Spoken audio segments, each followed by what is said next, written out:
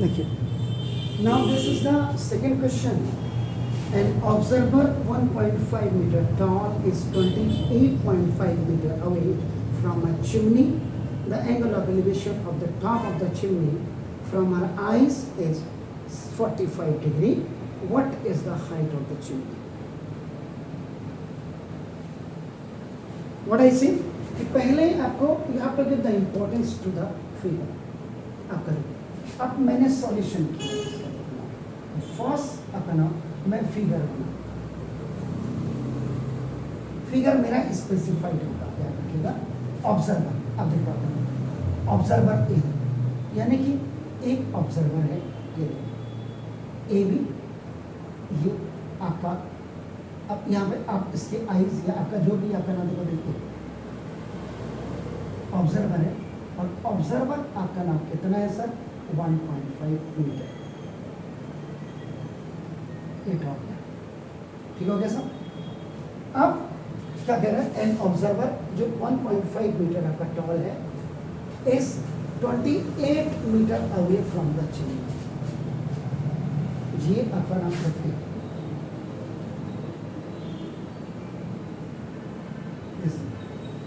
x is equal to 28.5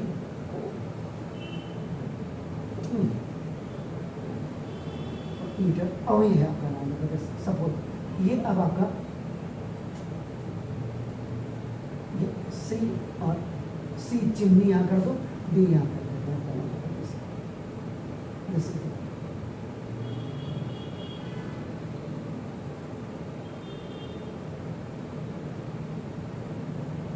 ये chimney.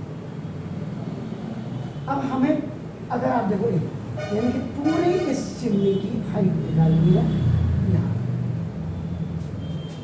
Observer है और ऑब्जर्व चिमनी का मतलब जहाँ से धुआं निकलता है ये पोर्शन है यहाँ जैसे फिर तो ये चिमनी.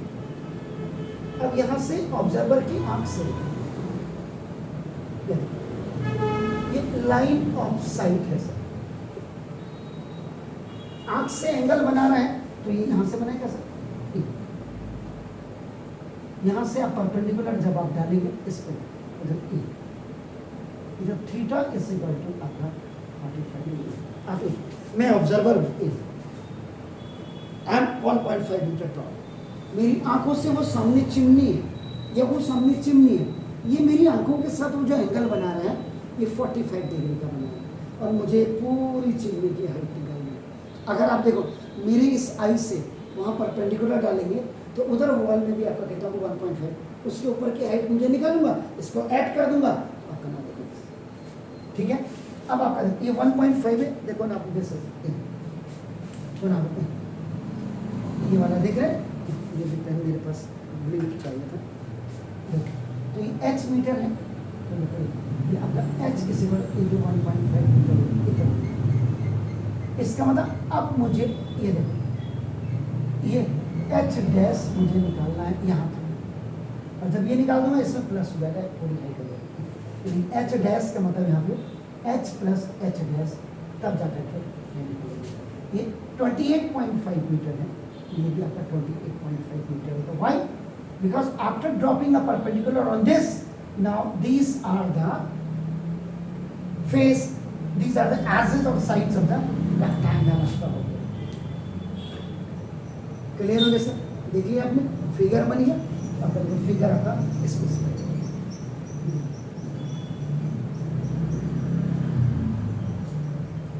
एक्सप्लेनेशन.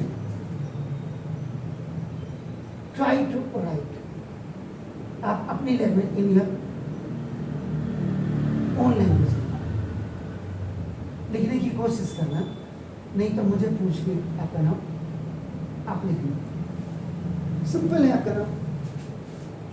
आपका नाम वन मैन या one observer who is 1.5 metre is observing now the chimney at an angle of 45 degree. आपका नाम. and the foot of the chimney, आपका this foot of the chimney and foot of the observer, they both are distinct from each other 28.5 meter and we have to find out. अब यहाँ पर ये लग रहा है डबल फिगर है, लेकिन है ये सिंगल फिगर। आपने ये लिखा, बी लिखा, इसके बाद सी आपका लिखना दिस। अब यहाँ पे कंसाइज कंसेप्ट आप लिखेगा जो आपका शॉर्ट फॉर्म है, ऐसा या एब्रिविएशन है। तो ना अब आपका यहाँ पे A B is equal to आपका देखो, A B is equal to chimney में आपका देखो डी एन ले लेते हैं, बीच में एन भी आ रहा है ना, तो देखो ये D N is equal to आपका ए, हाइट ऑफ ऑब्जर्वर, और ये आपका h इज इक्वल टू आपका 1.5 मीटर ए गिवन। ठीक है, कोई दिक्कत है? एनी प्रॉब्लम नहीं? चलो ये देखिए हो गया, ये वाला है अपन। वैसे तो मैथ के हिसाब से अगर आप देखेंगे अपन B N is perpendicular on C, और ये आपके हो जाएंगे साइड्स ऑफ रेक्टेंगल।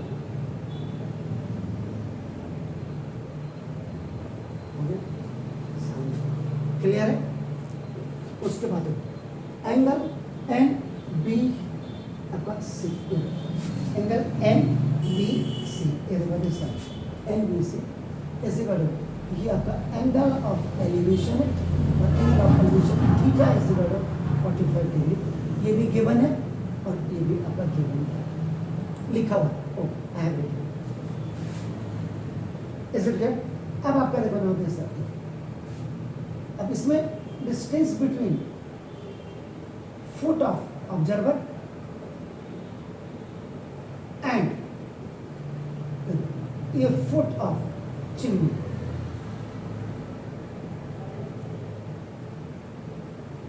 ये आपका जो दिया हुआ आपका x is equal to 28.5 metre, ये आपका गिवन हो गया सर। और आपको ये जो height of chimney h is equal to जो h प्लस h डैश है, ये आपको फाइंड आउट करना है। कोई शक नहीं? तो बस अब आपका ये हो गया। अब आपका डी पोर्शन पे आप आ जाइए।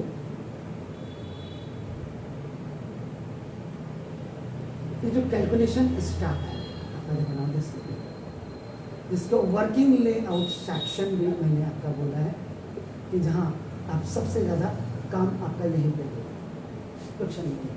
तो ना अब आप क्या करें, इन राइट एंगल ट्रायंगल, ये एरोज भी आपको बताती है आपने कितनी प्रैक्टिस की, आप कितना जानते हैं ट्रिग्नोमेट्री के हाइट एंड डिस्टेंस एप्लीकेशंस के बारे में। तो ना N B C, N B C, ये क्यों लगा है? क्योंकि आपका थ्रू एंगल ऑफ एलिवेशन के अच्छा, एलिवेशन ही क्या मतलब है ना, ऊपर को देख रहे हैं अपना, देखो तो यहाँ ऐसे। अब जो लिख रहा हूँ उसको मैं कुछ नहीं कह सकता हूँ, लेकिन मैं अपने बच्चों को एडवाइस करता हूँ, एडवाइस को मैं चल रहा हूँ कि please you write N B, क्योंकि एरो अपना हो गया। अब आपका नाम देखो, जैसे आपको निकालना है ये, और आपके पास है ये बेस है, परपेंडिकुलर निकालना, तो you have two choices, either you can आपका यूज द टेन थीटा और you can use the cot theta. आपके अब बार बार अब मैं कॉट थीटा इसमें यूज करके दिखाता हूँ। तो cot theta is equal to base over perpendicular, और बेस है आपका नाम देखो दिस इज द एन आपका बी और upon A, base N B, ठीक है, N B upon this is the C. Theta is equal to, अब आपका ए 45 डिग्री गिवन है, आपका cot 45 degree is equal, base आपका क्या व्हाट इज दैट 28.5 अपॉन, आपको निकालना क्या है आपका देखो ना, दिस इज द ये H dash, actually this H dash है, ओके नाउ ठीक है। तो आपका cot 45 की वैल्यू cot 45 and tan 45 होता है, तो 1 इज इक्वल टू आपका 28.5 अपॉन h डैश, सुनो h डैश हो जाएगा, h dash is equal to आपका 28.5 हो गया सर। तो इतना पोर्शन जो आपने निकालना था ना, ये आपका आ गया, देखो आपने दिस ये 28.5 डिग्री। तो therefore total height of chimney, और चिमनी आपका क्या था सर, CD, और ये इजिकल आपका देखो h मीटर था, और h प्लस h डैश था। h इज 1.5 और प्लस 28.5 इजिकल 30.0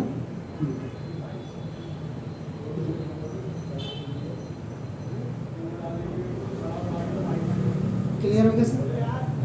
अब अगर आप यहाँ पे और अगर आप 10 लगाते थे इसी में,